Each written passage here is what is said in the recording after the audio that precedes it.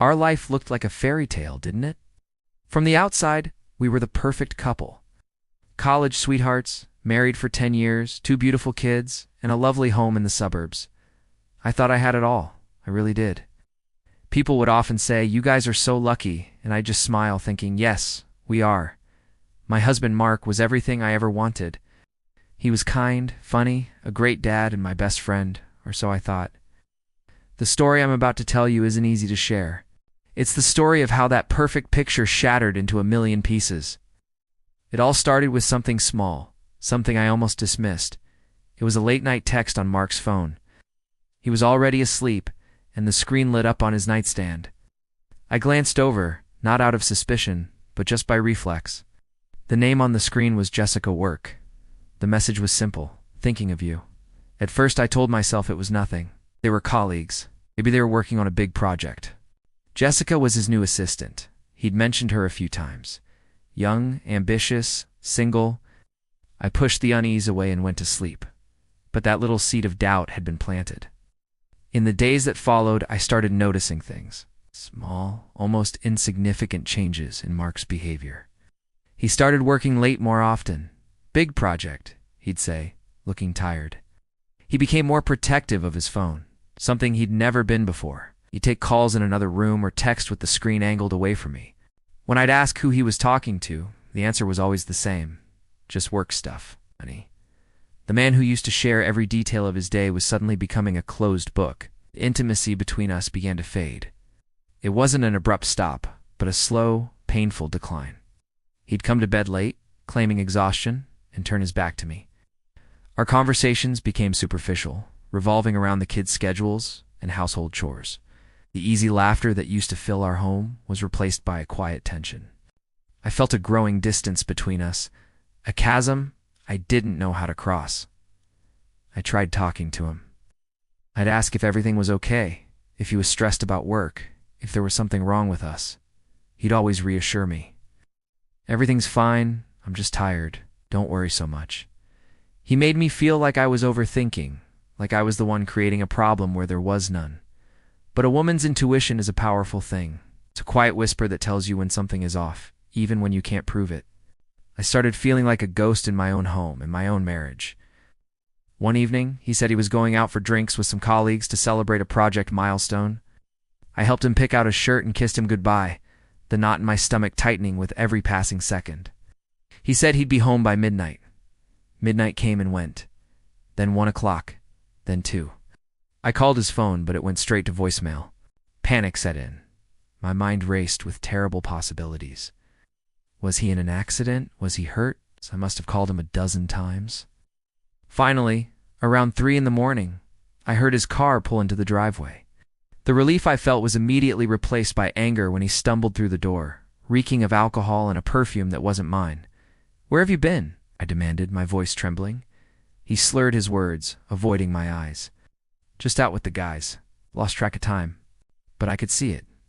On the collar of his shirt, a faint but unmistakable smudge of red lipstick. My heart stopped. It was like the world went silent for a moment. I pointed at his collar, my hand shaking. "What is this, Mark?" He looked down, and for a second, a flash of panic crossed his face, before he masked it with a drunken shrug. "I don't know. Someone must have bumped into me at the bar. You're being crazy." He tried to hug me, but I pushed him away. "Don't touch me." I spent the rest of the night on the couch, tears streaming down my face. Was I crazy? Was I imagining things? The next morning, he was full of apologies for coming home so late and for being so drunk. He said he couldn't remember much. He bought me flowers and swore it would never happen again. He was so convincing, so genuinely sorry, that a part of me wanted to believe him. I wanted my perfect life back, so I tried. I tried to forget the lipstick stain and the sick feeling in my gut, but the lies just kept piling up. A few weeks later, I was cleaning out our car and found a receipt from a fancy restaurant I'd never been to. It was for a dinner for 2, dated on a night he told me he was working late. Then there were the credit card statements, charges for flowers I never received, gifts from stores he never shopped at for me. The evidence was building, piece by painful piece. The whisper of intuition had become a roar. The breaking point came on our anniversary. I had planned a romantic evening. I sent the kids to my parents' house, cooked his favorite meal, and bought a new dress. I was trying so hard to reconnect, to find the man I had married. He was supposed to be home by 6. At 7, he called, "Honey, I'm so sorry. I'm stuck in a meeting that's running super late." 8. I don't think I can make it for dinner. The disappointment was a physical blow. It's our anniversary, I pleaded. I know. I feel terrible. I'll make it up to you, I promise, he said, and then hung up. I sat there, alone at the perfectly set table, the food getting cold, and I just knew this wasn't a work meeting. I don't know what came over me, but I couldn't just sit there anymore. I needed the truth, no matter how much it hurt. I remembered that our car had a GPS tracking feature that I could access from my tablet. I'd never used it before, and my hands were shaking so hard I could barely type in the password. The map loaded. Small dot showed the car's location. It wasn't at his office. It was parked in front of a hotel on the other side of town. My blood ran cold. For a moment, I couldn't breathe.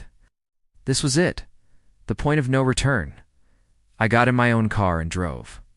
I don't even remember the drive. It's all a blur. I just remember my heart pounding in my chest, a sick mix of fear and rage building inside me. I parked across the street from the hotel, my eyes fixed on our car. I waited. What felt like an eternity later, the hotel doors opened, and there he was. Mark, he was laughing, his arm wrapped around a woman, Jessica, his young, ambitious assistant.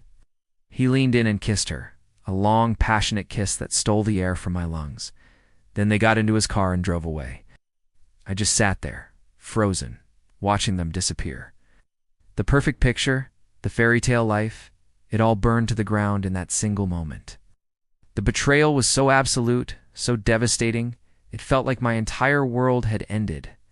I finally understood that the man I had spent more than a decade of my life with was a stranger. The marriage I had cherished was a lie. Going home to that empty house was the hardest thing I've ever had to do. Everything I looked at, the photos on the wall, the kids' drawings on the fridge, the bed we shared was a painful reminder of the life I thought I had. The betrayal wasn't just the affair itself. It was the years of lies, the gaslighting that made me question my own sanity, the disrespect for me, for our children, for the vows we made. Finding out was just the beginning of a long and painful journey. But it was also the beginning of finding myself again. The truth, as devastating as it was, set me free. It allowed me to stop living a lie and start building a new, honest life for myself and my children. It's a story of heartbreak, yes, but it's also a story of survival and resilience. It's a story to remind you to always trust your intuition. Thank you for listening to my story. If you've been through something similar, know that you are not alone, and you will get through this. Don't forget to like and subscribe for more stories.